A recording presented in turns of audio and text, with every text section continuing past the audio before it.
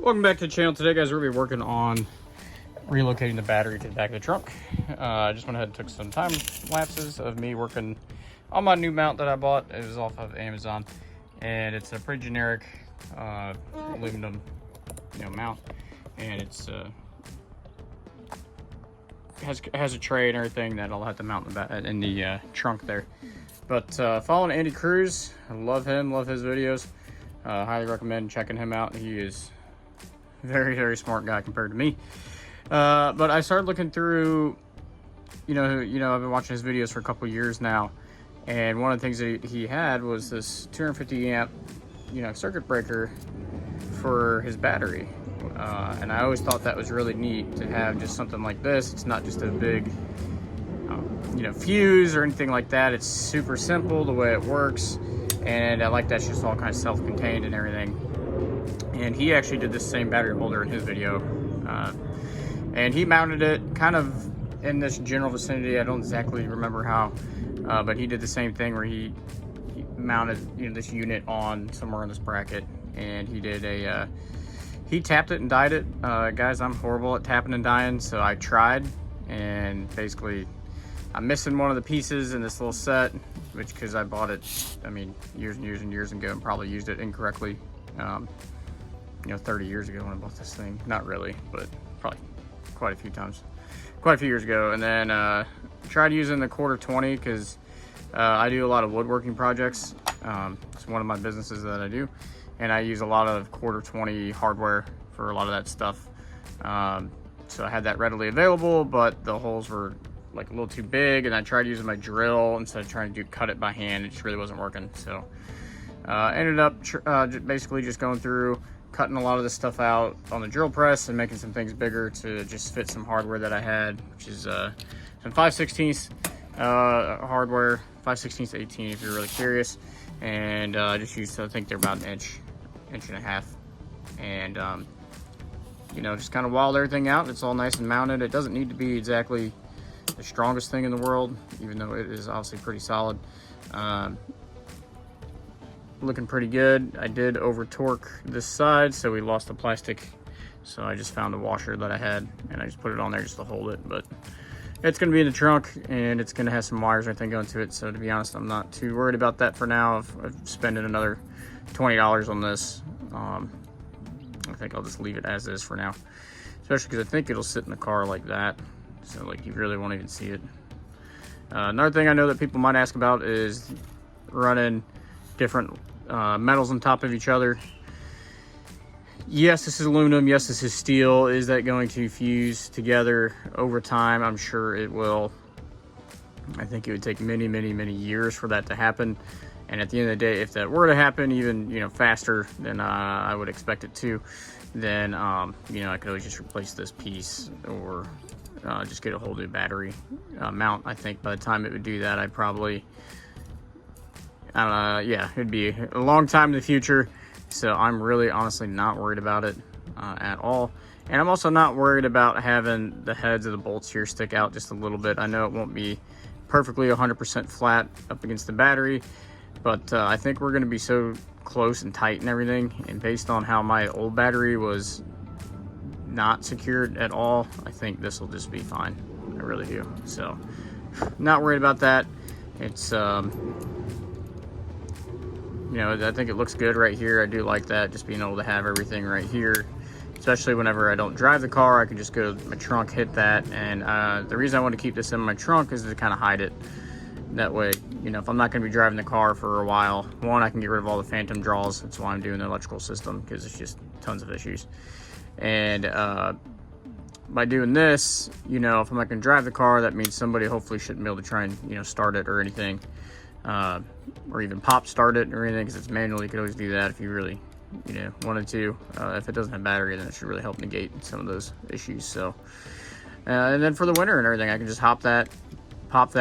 I'll take my battery out for long periods of time to keep it temperature controlled. But nice little thing. And everything I read online and some of the forms and everything says that you want a 250 amp circuit within 18 inches of the battery. That way, if anything happens, it's right there. So this being on top of the battery, I got to make a terminal, which is going to be, probably a 8 8-inch little piece battery wire, and it'll, you know, go to the battery positive and to, I believe, this stud here, and then the outgoing one will go from this stud up to the starter. So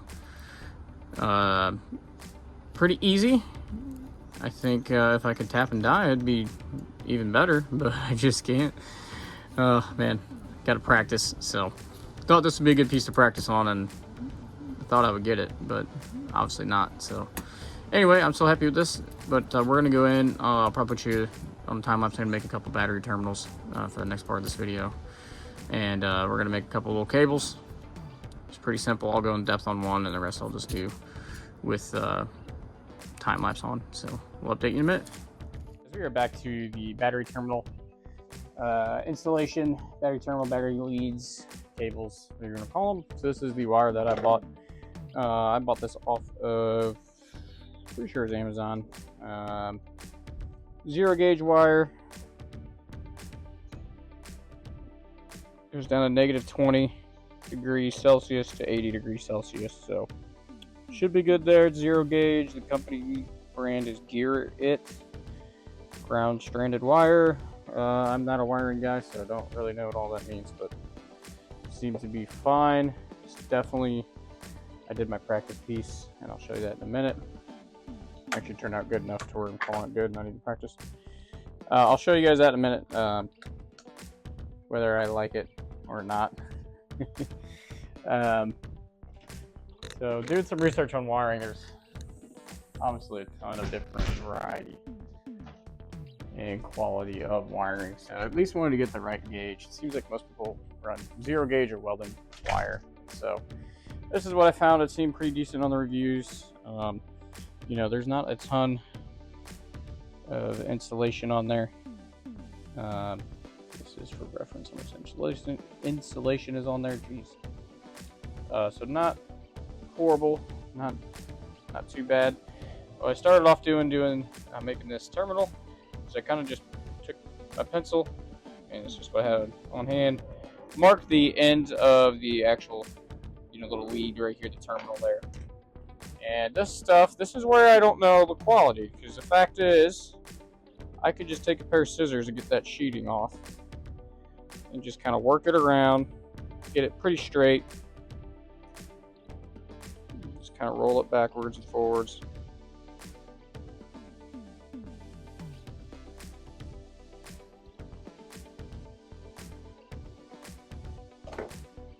Hopefully that's good enough.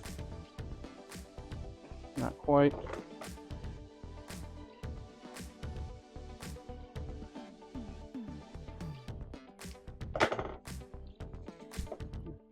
So the fact that I can get that off, I don't know if that's a good quality thing. And then if you twist it, I don't know if you guys can see, just twisting it, you can actually start getting some of the actual individual wires to come out. So you should probably tin the tips with you know, solder. Probably would be the more appropriate way to do it. I'm not going to. I think it's going to be fine. We're going to use, you know, this and heat shrink or anything over it. So I'm going to get the heat gun going. Leave my heat shrink up here. We got to go ahead and crimp this guy. Take it down here to the ground. What I found doing that on the counter didn't work out too well last time. So I just have one of these hammer battery terminal crimpers right here. And basically this is a super cheap thing off Amazon. It's kind of just spring loaded. Move it up on this side, put your crimper in there, put your wire, and that's it. It's nice because it has a little ledge to kind of hold the lip of that terminal in there, which is kind of nice. Especially if you're like me and you don't have it mounted somewhere. But you can just slip that in. It's really nice because we basically, you know, use this as our measurement. So we are really good in terms of the ending right there, how that looks. So this is where it gets a little tricky. You're gonna hold that. You're just gonna tap this a few times.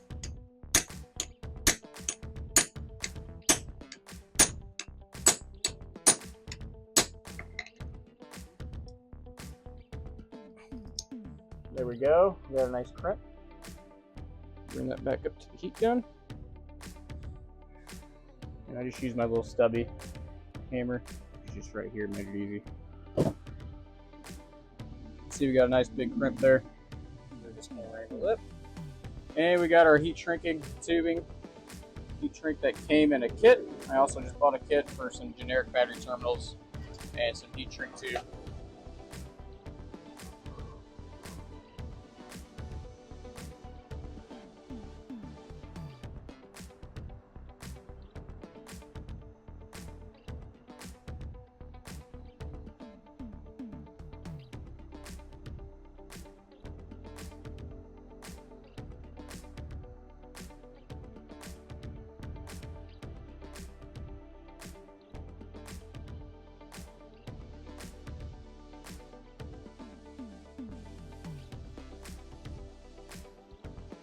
And I keep my heat gun usually on low, so I can kind of work it back and forth.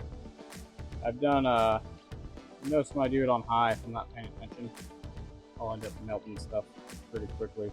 So, in general, I like to use low. Takes definitely a little bit longer, but that's how it works for me.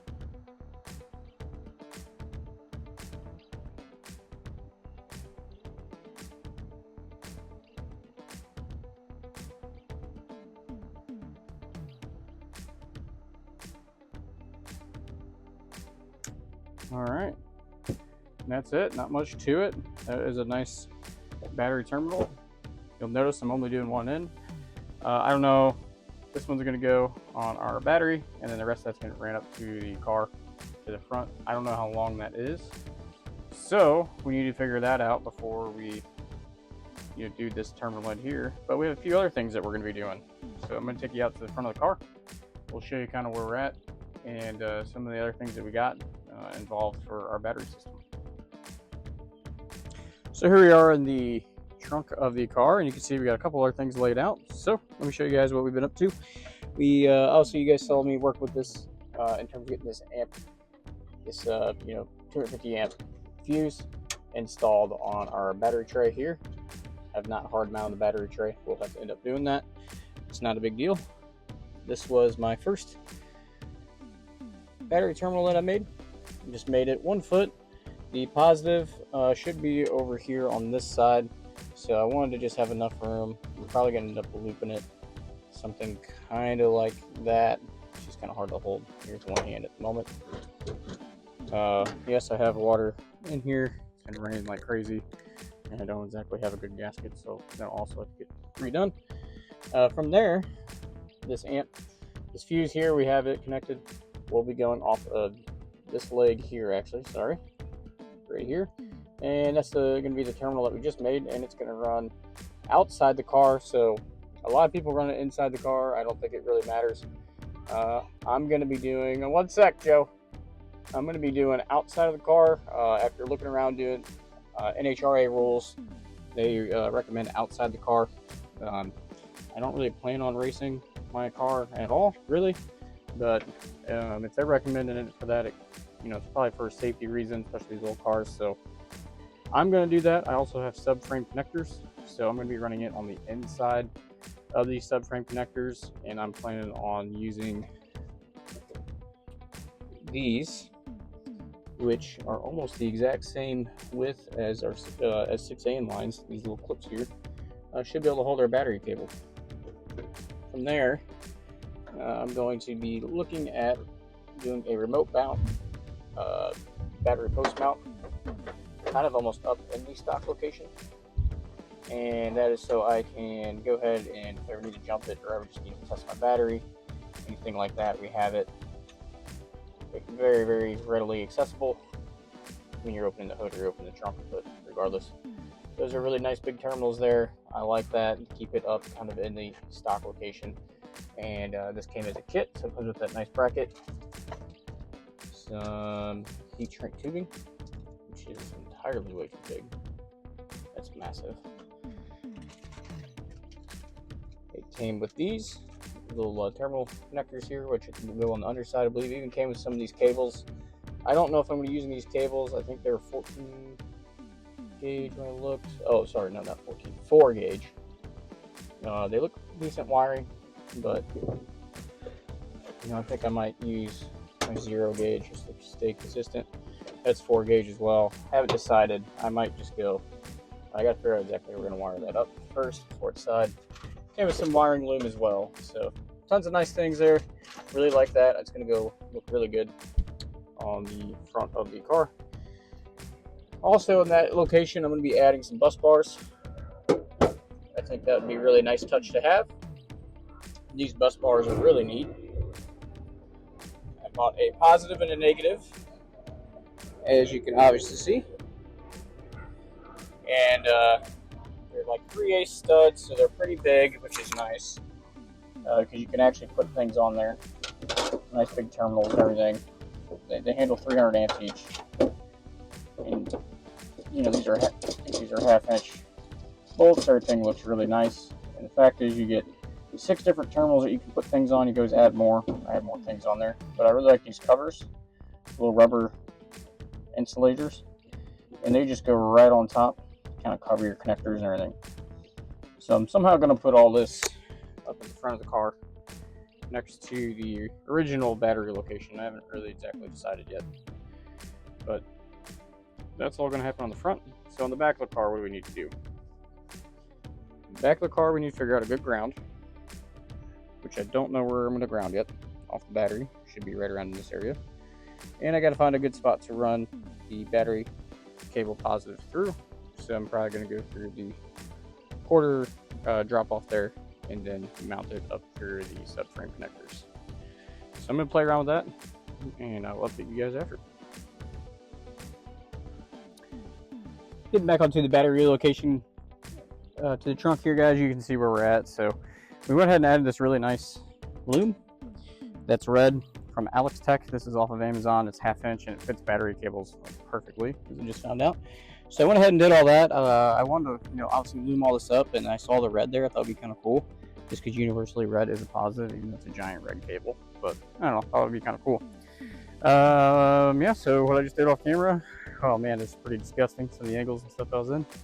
But basically, what I ended up doing was going through the old grommet here, where the fuel level sending unit, wiring, and the old fuel pump wiring and stuff all went through. So reuse that grommet there for my positive. Unfortunately, poking that thing through, oh my gosh, that was miserable. Should just made the hole a little bit bigger.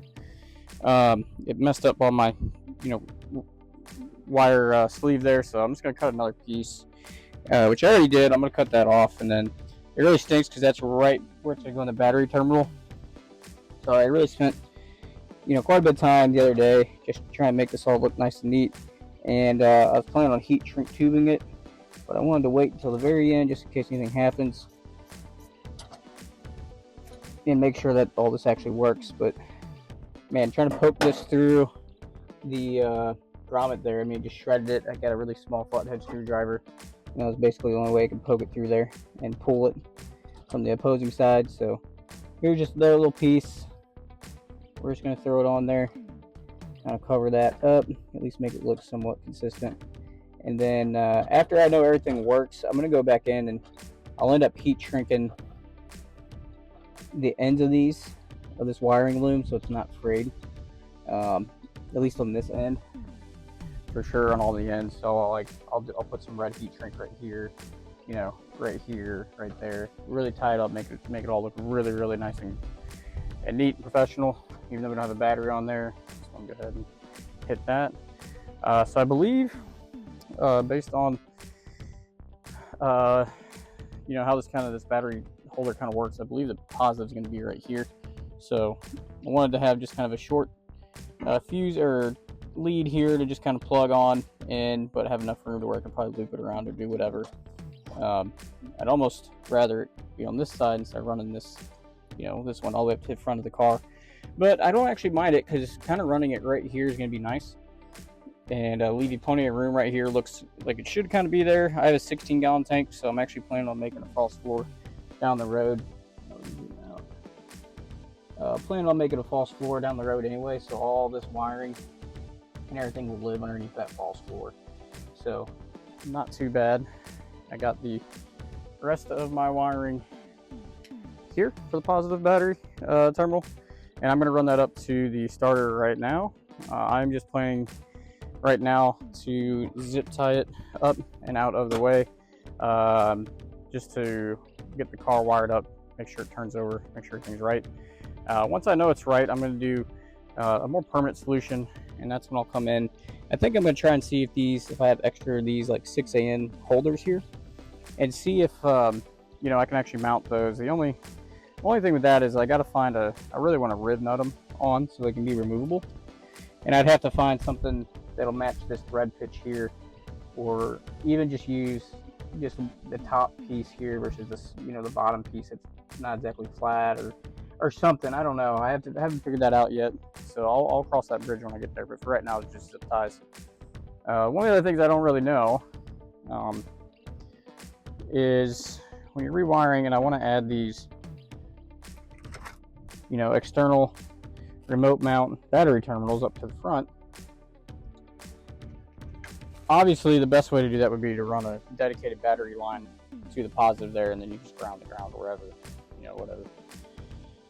I don't know if I can go from the starter, run my battery cables, the current one I have, all the way up to the starter, and then just go from the starter to the bottom of this stud here. It'd be really nice if I could. It'd save me a ton of wire and everything, obviously, but I don't know if I can. So I have to look into that. So I'll probably end up having to maybe call Power Master and ask them.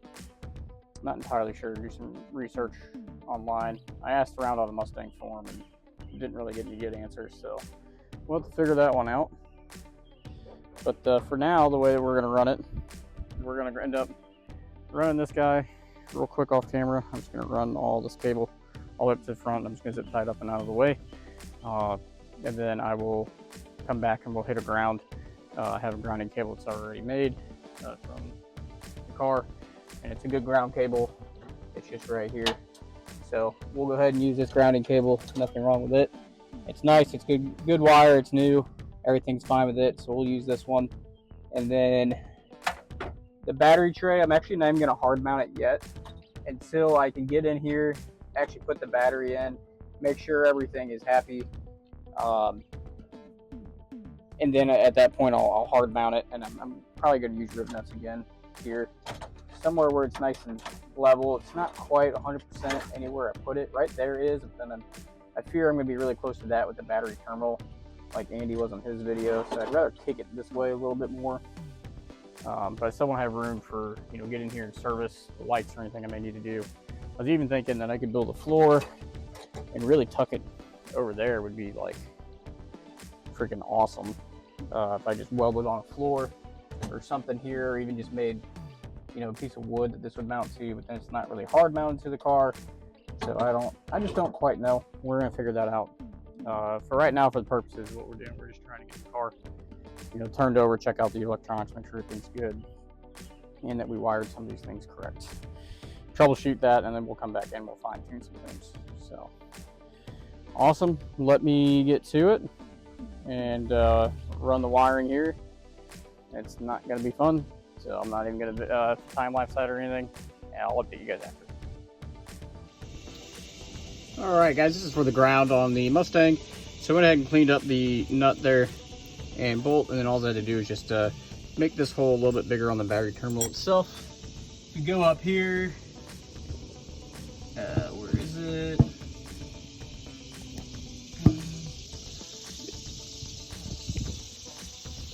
This is for the factory tow hook location is what I'm using. And you can see we cleaned that up pretty dang good. So I could probably even hit that top left a little bit more. But clean that all up, bare metal, should be good. So we're gonna go ahead and place it right there. All right, guys, welcome back to the channel. It's been a long time, over 2 months since I was working on the battery and doing anything. Haven't had time. Been redoing my entire front yard and running 2 businesses on top of my day job. So anyway, we got all the wiring done in the back of the car. All of the batteries done. We got the grounding cable done. All the lights are done. Just the tail lights, not the backup lights. The license plate lights and everything for the fuel injection is done. Wiring wise, I'm not going to run a vent for now. I'm reading mixed reviews online what to do, so we're just not going to run it.